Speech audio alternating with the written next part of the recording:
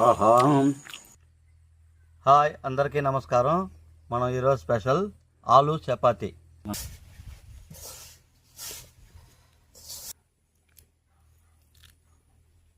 కొద్దిగా నీళ్ళు పోసి బాగా ఇలా మెత్తగా కలుపుకోవాలి. బాగా నైస్గా వచ్చేలా ఇలా 10 నిమిషాలు రుద్దుకోవాలి. అంతేనండి, బాగా రెడీ అయిపోయింది. మనము బాగా ఉడికించిన గడ్డల్ని ఇలా పైతోలు శుద్ధంగా తీసుకోవాలి. బాగా మెత్తగా నలుపుకోవాలి, అప్పుడు సాఫ్ట్గా వస్తుంది. మన ఆలు చపాతీకి స్టఫ్ చేసుకునేదానికి బాండ పెట్టుకుందాం. నూనె,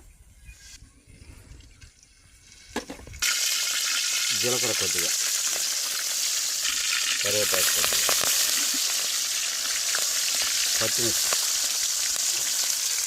ఎర్రగడ్డ,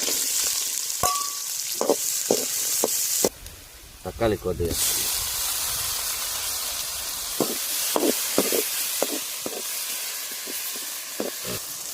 పసుపు కొద్దిగా, కారం కొద్దిగా, ఉప్పు కొద్దిగా, ధనియాల పొడి కొద్దిగా. మనకు బాగా నలిపి పెట్టుకున్న ఆలు వేసుకుందాం.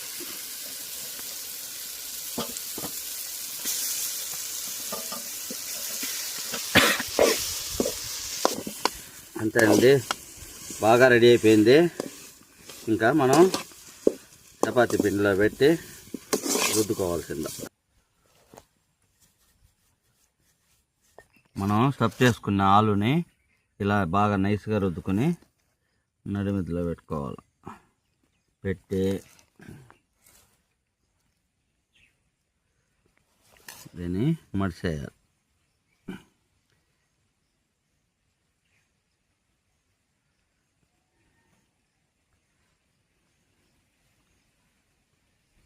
ఈ మరిగా లైట్గా స్టఫ్ పెట్టున్నాం కాబట్టి బాగా అది తీసాలి, నైస్గా వచ్చేస్తుంది సూపర్గా. అట్నే అయితే కాల్చుకోవాల్సిందే. మనం ఒక్కొక్కటిగా కాల్చుకున్నాం. ఇలా కొద్దిగా నూనె వేస్తా, అటు ఇటు తిప్పుతూ